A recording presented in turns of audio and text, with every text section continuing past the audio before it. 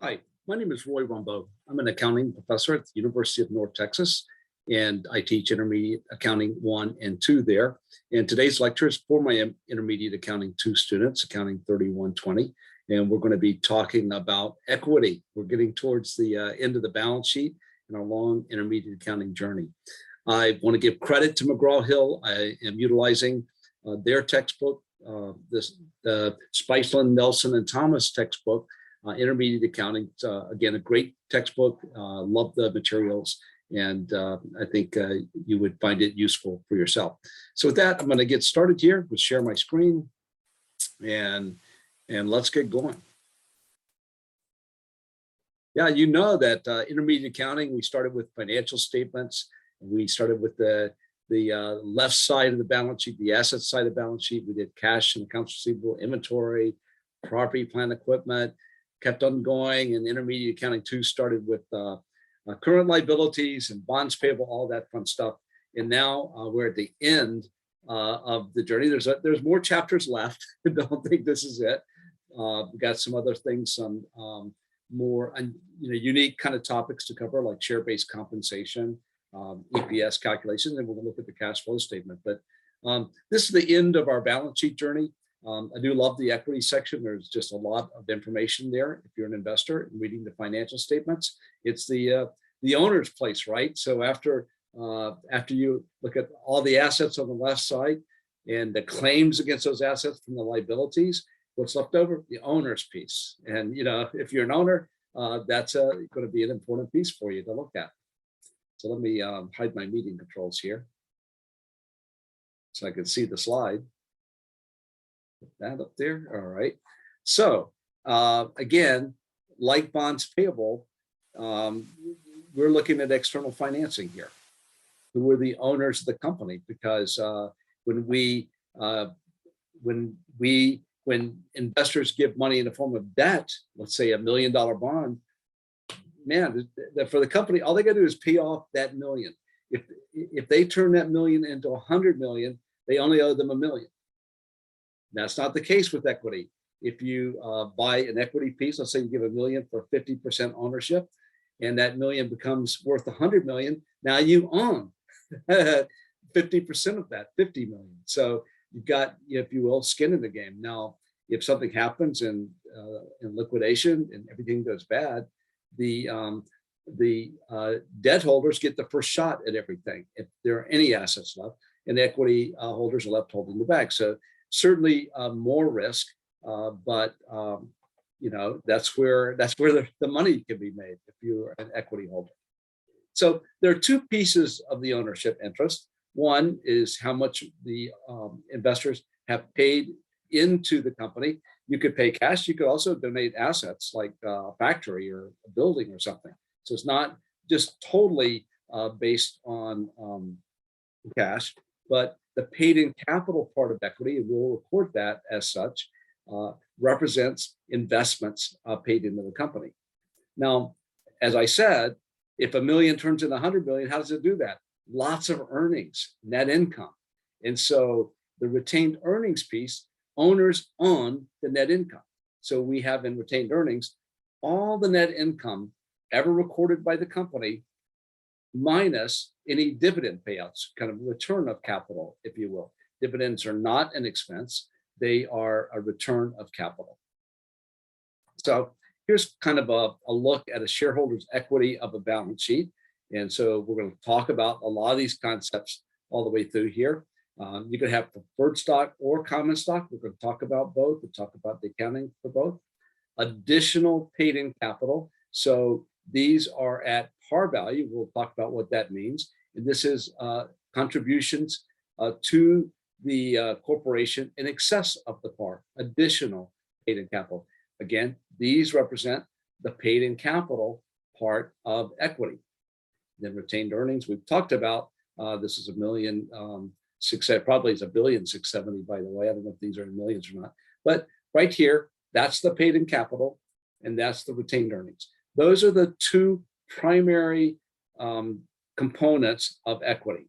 Now, we have this other area, AOCI, I like to refer to it, accumulated other comprehensive income. And this is this was created by the accounting rules. And so there are certain items that we are going to recognize on the balance sheet with either a credit. Let's say, hey, there's pensions there, right? Let's say we have this big change in pensions, which is no longer tested for the CPA exam. And even though I have a pension presentation out there, I'm not trying to update it right now and not teaching it in 3120.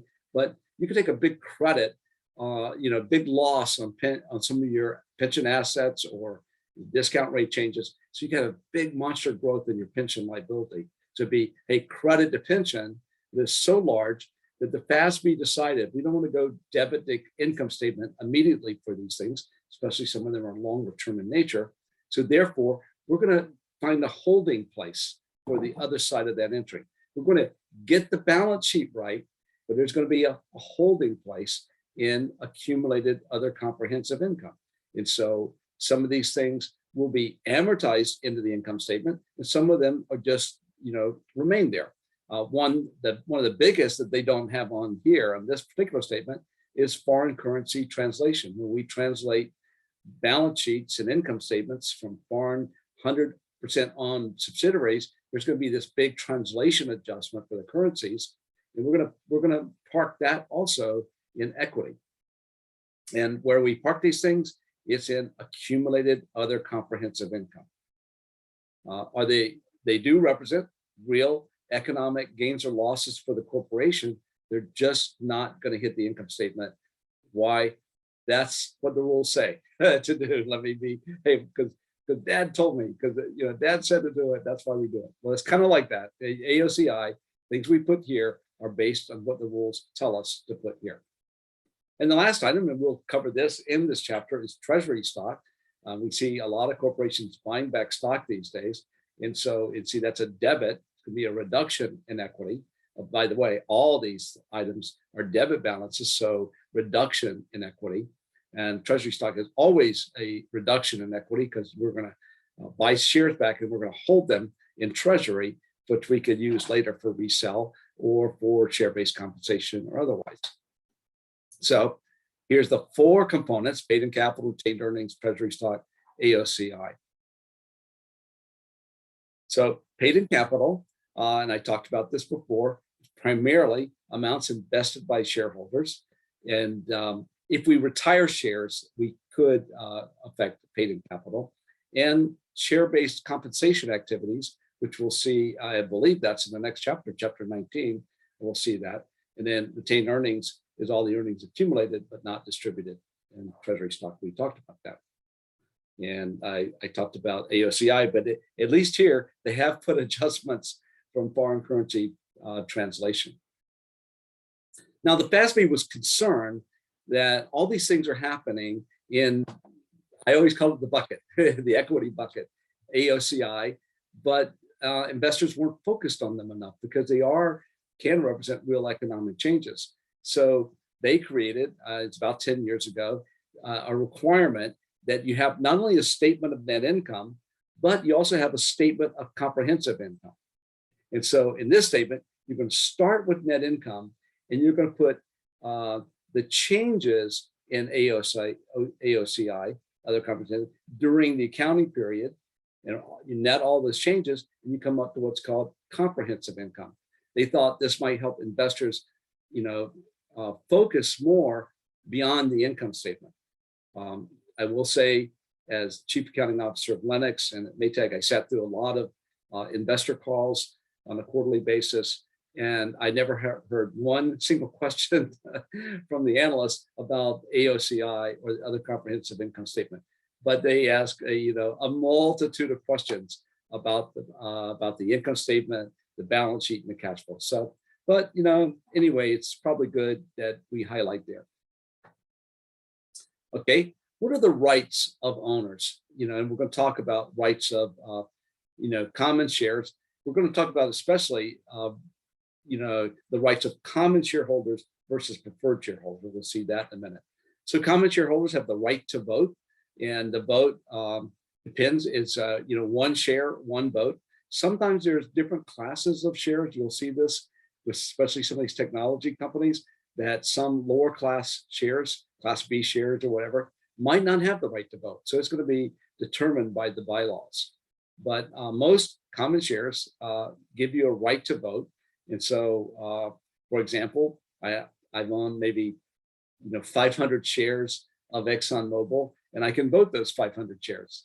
Now, there's probably like 100 million shares outstanding, so my vote doesn't count for much. But I get 500 votes out of the 100 million, and they, again, they vote to elect the corporate directors, and may even these days vote on some compensation packages. And common shareholders get a right to share in the profits, physically, tangibly, when dividends are declared. So they receive dividends. And if there was a liquidation, they would get any distribution of assets after all the debt holders, everybody else gets the first tranche. Anything left over, common shareholders would get that. And then some shares have a preemptive right. That just means if someone came in, if they issued a whole bunch of new shares, you may have the right to go in and buy a percent of those shares that corresponds with your ownership percentage, so that you would not be diluted, by an increase in ownership. All right, preferred shares have a couple of other rights. They have, a lot of the ones that common shares have, but they, the biggest one is that preferred shareholders will receive their dividend first before common shareholders. So they have a preference. Common shareholders cannot be paid a dividend unless the preferred shareholders are paid. The other thing that's interesting about preferred shares, it's usually an arbitrary dividend amount. It'll be a prescribed percent for those shares times the par value, and that's how the shares are an arbitrary calculation. Where common shareholders, the dividends are decided by the board. They could be multiple different amounts, but you can't pay a large share dividend to the common shareholders if you haven't paid your preferred dividends. And then if there was a distribution, preferred shareholders get the first right. Sorry, could you say that again? They are in line in front of the preferred shareholders. Siri wants to talk to me there. Let's get rid of that phone right there. Okay, and so now preferred shares can be cumulative or non-cumulative, participating or non-participating. These are additional rights that they have. And so cumulative means if you missed a year of dividends, because here's one thing about dividends, you're not required to pay it, but if you pay it, you got to pay the preferred shareholders first. If they're cumulative, you got to make up for all the years you haven't paid them in the past. That's called dividends in arrears. Non-cumulative, you wouldn't have that requirement. I would say most preferred shares I've owned have been cumulative, and the ones I own, they never missed a dividend, so it was pretty good. Participating means, or non-participating, participating means, hey, we can also participate as preferred shareholders in any dividends the common shareholders get. So I would say most preferred shares are cumulative and non-participating, but there are exceptions to that if you get out in the market. So sometimes people will say, hey, preferred shares are kind of like a hybrid. They're not really common stock because there's a prescribed dividend amount. And you got to make it all up. So it's almost like a bond, right? And when I've owned preferred shares, I've liked them. The price was very stable, like a bond price. It was volatile, but not like a common stock. And the dividends were pretty much set in stone, and you got them. And so a lot of times you see banks have a lot of preferred shares, and those are the kind of preferred shares I've owned. And so if, let's just go back to this right here, mandatorily redeemable preferred shares, must be reported in the balance sheet as a liability. And so if those preferred shares can be redeemed by the company, it really is more like debt than equity. Again, not very, more rare. Okay, par value. Not all shares have a par value, but I would say generally most of them do. It has no legal meaning anymore. concepts of par value, legal eliminated from the Model Business Corporation Act. But shares that have a par value, it's a legal designated amount by the bylaws of the corporation. And I imagine those par values have remained in place. Most shares continue to bear arbitrarily designated par amounts because they were always there in the past, and that would take, it'd be really hard to change. And so those par amounts are very low, usually nominal, because of some of the rules in the old days. I don't even know all the impact. Here's what I do know. Having a par value changes the accounting. So I think the greatest ramification of shares with a par value, it changes our accounting. And that's why we're talking about it in this chapter. And so here's an example. Dow Industrial sells $100,000 of its $1 par value common shares for $10. So here's why par value matters. Obviously we're going to receive cash because we sold these shares $1,000. But what do we put in if the shares have a par value? If they do, the only thing you put in the common stock account is the par value times the number of shares outstanding. And so that's why we credit common stock for 100. That'd be $1 times the 100. Notice very nominal because they sold the shares for 10. The remainder, the $9 goes in as a what's called paid in capital excess of par. Sometimes we use the word additional paid in capital. I like to call it APIC, because coming from my job, and they're more in our textbook, we use more we use the acronym APIC, additional paid in capital, but either is okay. People know what you mean by that. If the shares are no par, which I've never experienced, then you would just put the whole 1,000 in common stock. You wouldn't have additional paid in capital. And even the word additional means in excess of par. So if the shares have a par value in the common stock account, you could take the amount in that account and divide by the par value. You know how many shares have been issued. Shares can be issued for non-cash consideration. I mentioned that earlier. Could be paid for just services. Maybe it's a new corporation getting started, needs a lawyer. I tell you, hey, if you'll do like $100,000 worth of services for me, I'll give you shares of common stock in my company. That probably happens with a lot of smaller companies that don't have cash and getting started up. And maybe some attorneys thinking, hey, that's a chance to get in on the ground floor. This company takes off. I'm an owner, and I'm going to get 1% of those future earnings. So the key here is that the issuance of shares must be recorded at the fair value.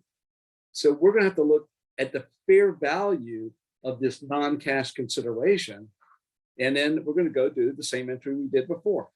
Here's a case: DuPont Chemicals issued 1 million $1 par value shares for a factory. So they in this case, we don't know what the fair value of the factory is, but they do what the fair value of their stock was. And so if they gave $1 million shares at $10, 10 million, the factory must have been worth 10 million. So they put that in at, so you can go at the fair value from the share price, if you know the share price, or if you don't know the share price because you're newly created company, you can go and look at the value of that equipment. You might have to hire someone to determine what that might be worth. But regardless, you put the property, plant, and equipment in there as a debit at the fair value, and you credit. Okay, now we're back to exactly where we were. Instead of debiting cash, we're going to debit the property, plant, and equipment. This side of the entry, exactly the same. 1 million shares times $1. That's a $1 million credit. And I've got 10 minus 1, 9 goes into the additional paid in capital. Okay, now share buybacks. Boy, in the last maybe even 10 years, companies are buying back so many shares of stock. And so it reduces the shares outstanding and therefore decreases the number of shares So everybody has a higher percent ownership in the earnings of the company. And so theoretically there, the share price increases. And so I could be cynical. I think a lot of companies like to do share buybacks because of share-based compensation, which we get in the next chapter. So if share prices go up because of these share buybacks, the executive team that has share-based compensation makes more money. So I wonder sometimes, but not that I can prove that. So it is, all shareholders win though. All the remaining shareholders win when shares are bought back. So, mostly I think people who own stock like to see their companies buying back shares. So now we've got to account. We just talked about in the previous section, issuing shares. We debit the cash, credit the common stock with APIC. Now we're going to move in. How do we account for shares that are acquired? That we're going to go buy our shares in the open market and bring them back in. Two methods. They can be formally retired, or they could be put in a new equity account called Treasury stock, and that's just going to be a debit. Well, I'm going to look briefly at both methods, but again, I like to test on the Treasury stock method. I think I have seen now that both. I used to only test on the Treasury stock method, but I've seen there are companies that are retiring their shares.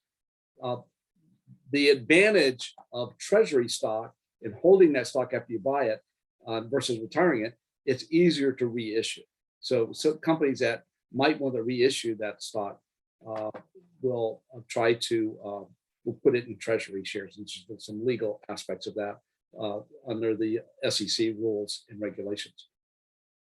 Okay, so let's look at an example, both of shares that are retired and Treasury stock. So you can account for it either way. Let's just start there.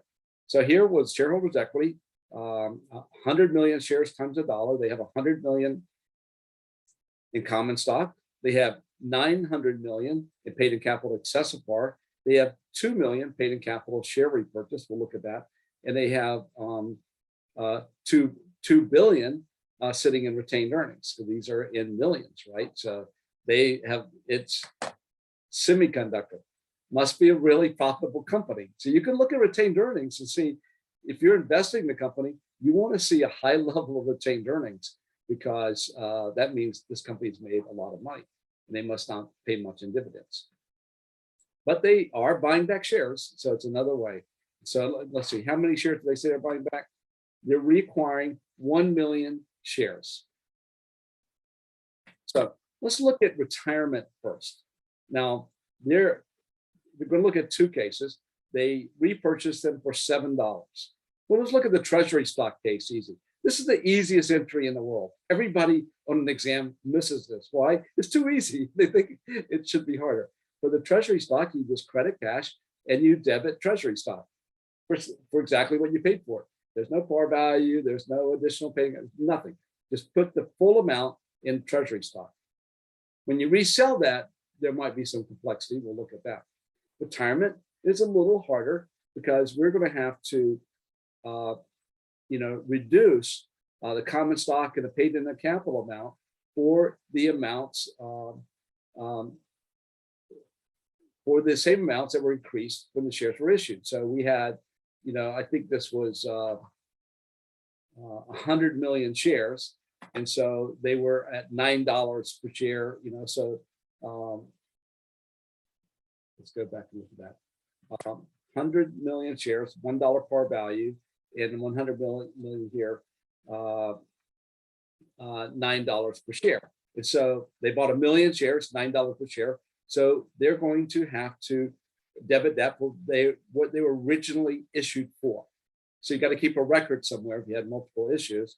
And so we're going to take the common stock out by 1 million, take the paid in capital down by 9 million, step one. Step two, well, we could do step one, credit cash.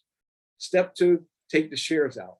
And now we've got, before we do step three, we've got 10 million in debits, 7 million in credits, so we need a credit. Where do we put that credit? Paid in capital share repurchase. So this is kind of like income tax expense in the last chapter. This is a plug number, 3 million. Okay. Issue two, we're repurchasing them for $13.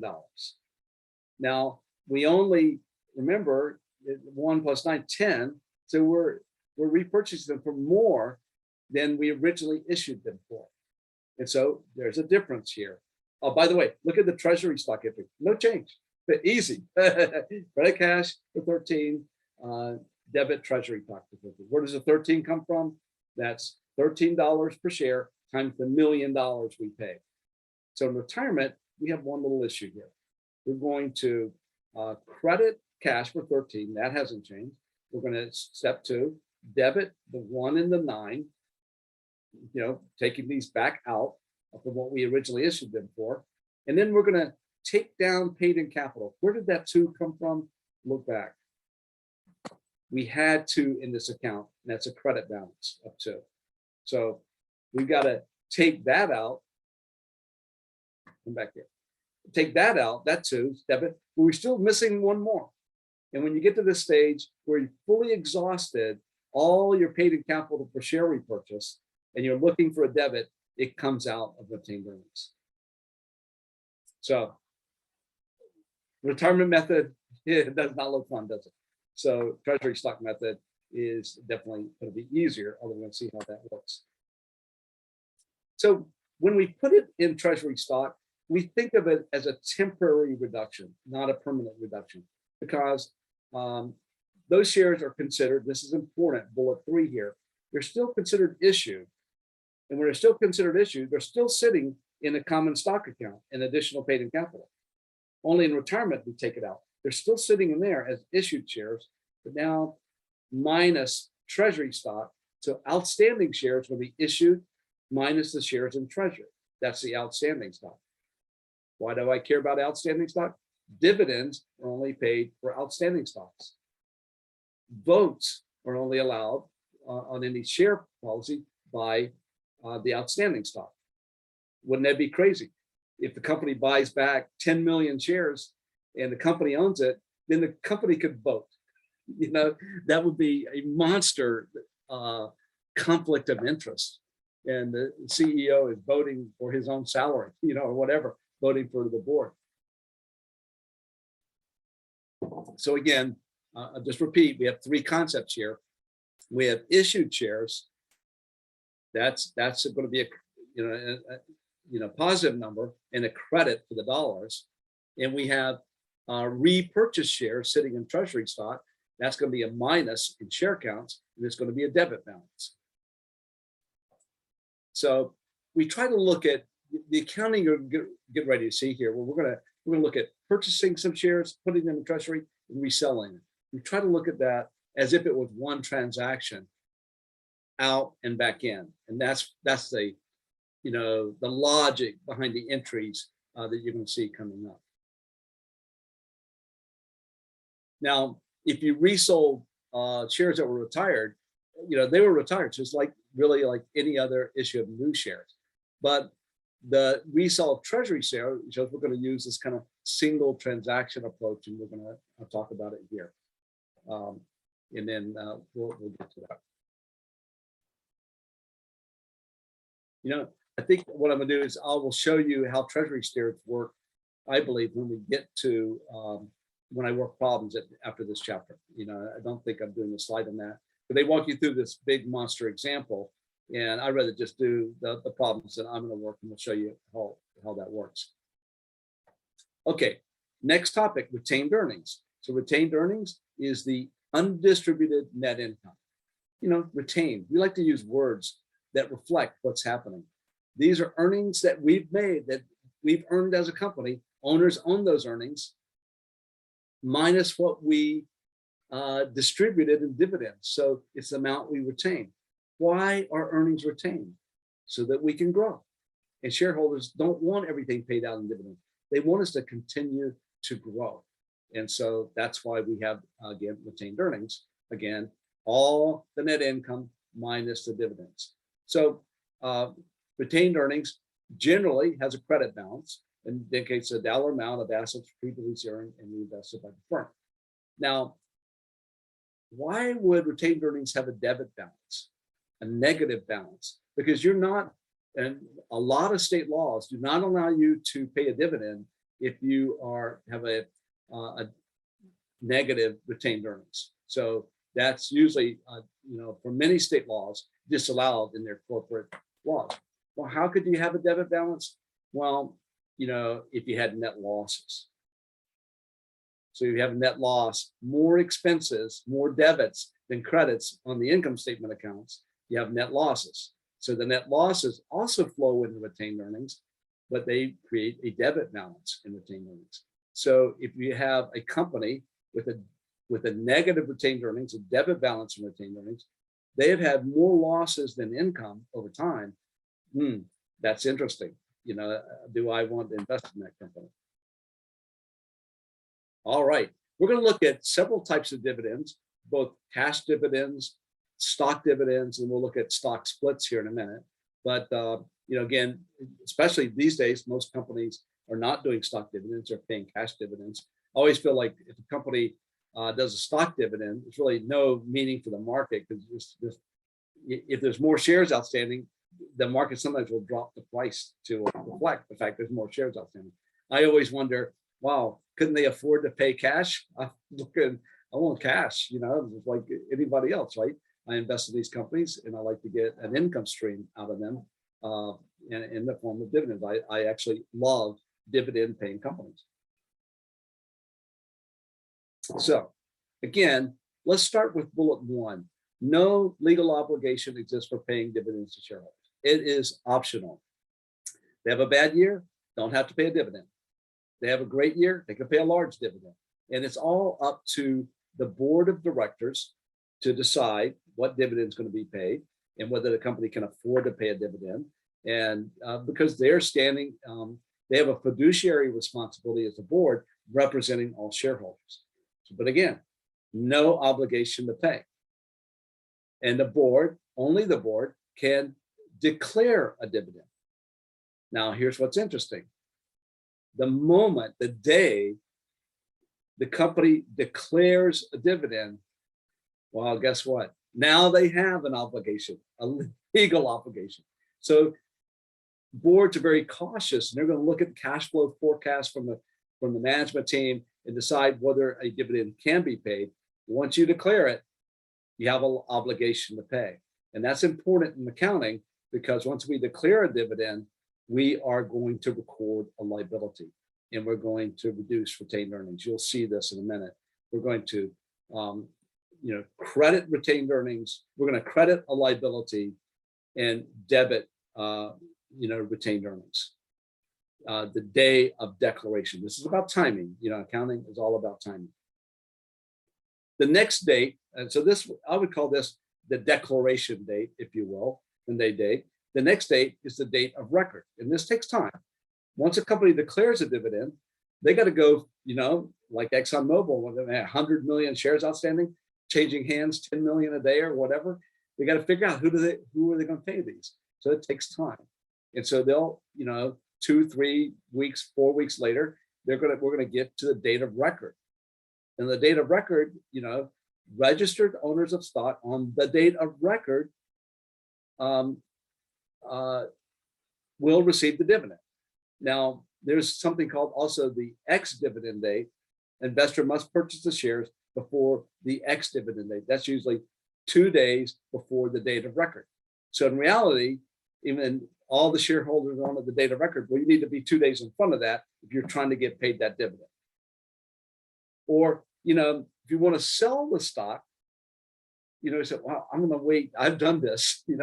I check the dividend date sometimes, because at year end, some companies I invest in have really larger dividends because they have capability of doing that. Then I'll wait till after the ex-dividend date, after the date of record. I may even get a couple more weeks, let the share price kind of settle out, and then I'll sell the stock. So it's kind of good as an investor to know these dates. And in accounting, we're going to talk about journal entries for this. That's what this is about. Not from the investor's viewpoint. I'm talking to you from the company's viewpoint as the accountant for the company. I want to think that way. And then finally, there's the payment date. We didn't get to that. Payment date when we'll actually pay the dividend. So here, this company declared a $2 cash dividend on its 100 million shares. So they're going to pay 200 million. So here's the declaration date, ex-dividend date, date of record, payment date. Declaration date, as I said, we're going to credit a liability, cash dividends payable liability, because at that date, declaration date, we have a liability. Before that date, no requirement to pay dividends. Upon declaration, you got a liability at that point. So we credit that liability, and remember, we said retained earnings is net income minus dividends. So we're going to debit retained earnings. Retained earnings is an equity account, mostly as a credit balance. So this is a reduction in retained earnings.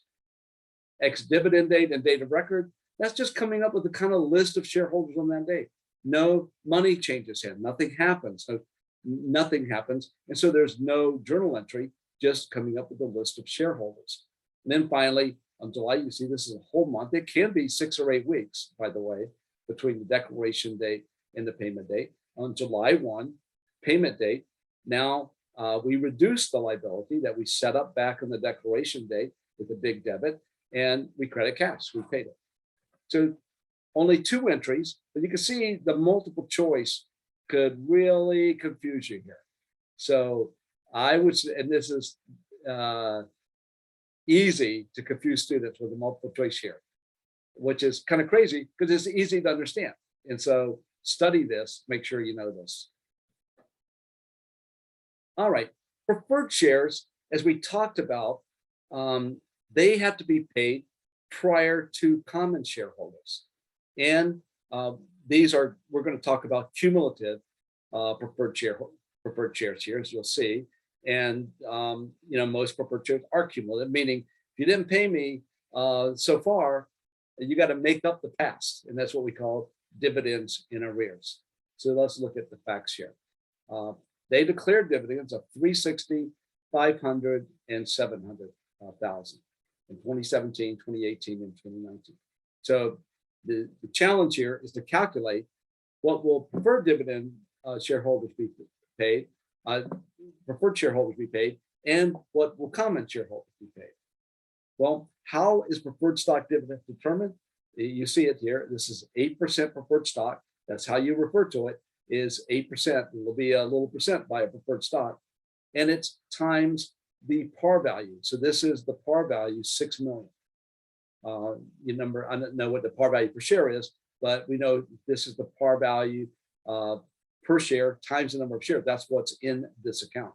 And so we know that preferred stockholders are owed 8% each year times 6,480,000.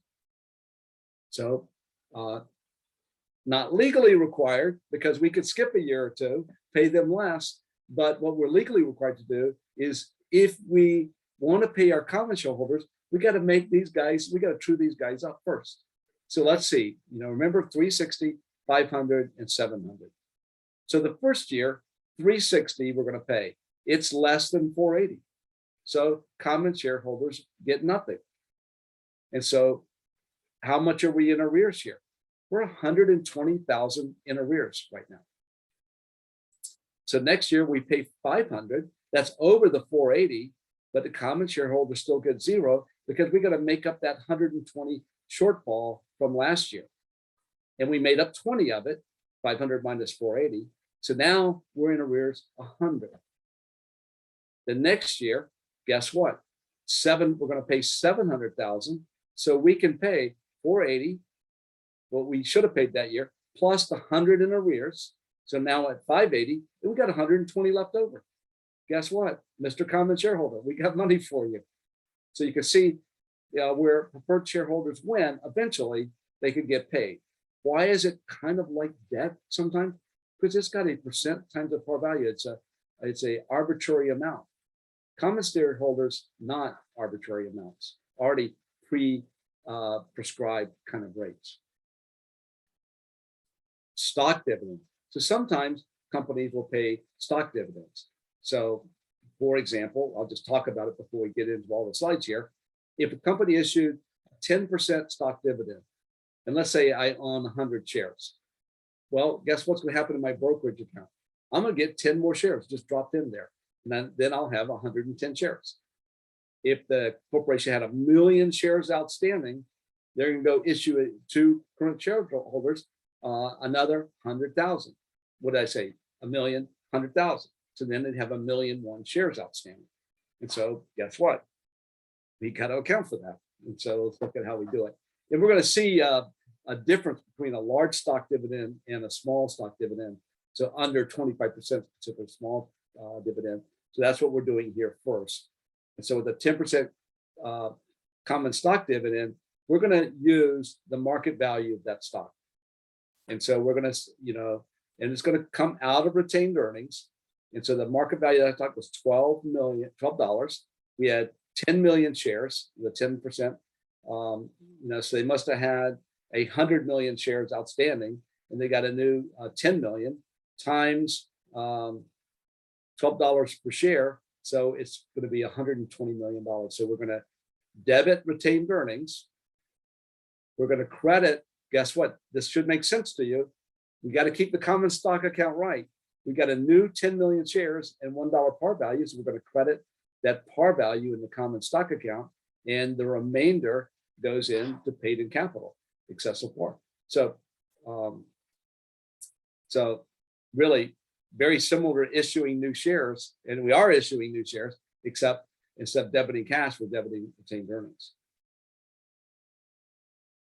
Now, yeah, the market share should decline for share price. As you said, some people might not be too excited that why are you paying me stock dividends? And and I think if you take your finance classes, you'll say that there's no economic improvement theoretically for the corporation by any stock dividend. Nothing has changed because the same owners own just more shares. The earnings haven't changed. The earnings per share really, have changed. If anything, earnings per share have gone down per new share count, right? And so you would think the market share will probably decline in proportion to the increase in the number of shares. Now, stock splits are much larger stock dividends, and you see this a lot. 2 for 1, 3 for 1, 4 for 1 stock split. Why do companies do this? And there's, this one is the market immediately. If you do a stock split, cuts your price. If you do a 2 for 1 stock split, the stock price will come down in half that same day that you do a stock split. So if there's 100 million shares outstanding, then there's 200 million shares outstanding, and the stock price will be cut in half by immediately. The stock market will just do that immediately, so there'd be no confusion there.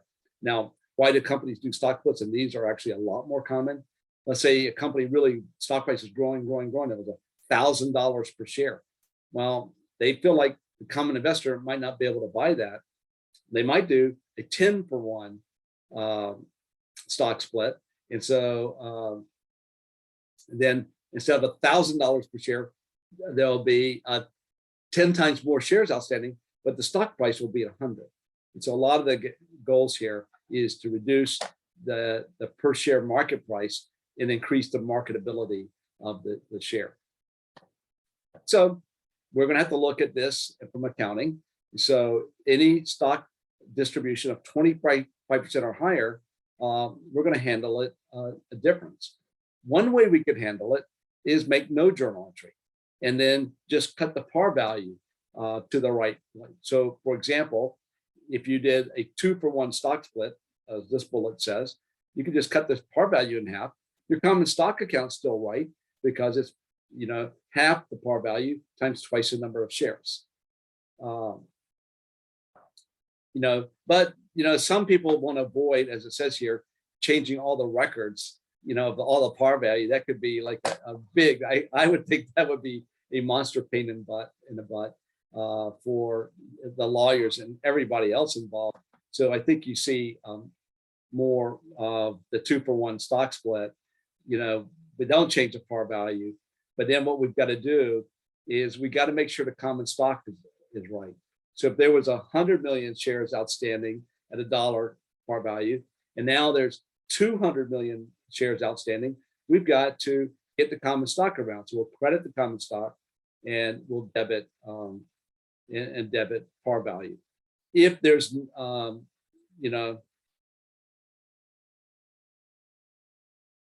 I'm trying to understand this one here. I'm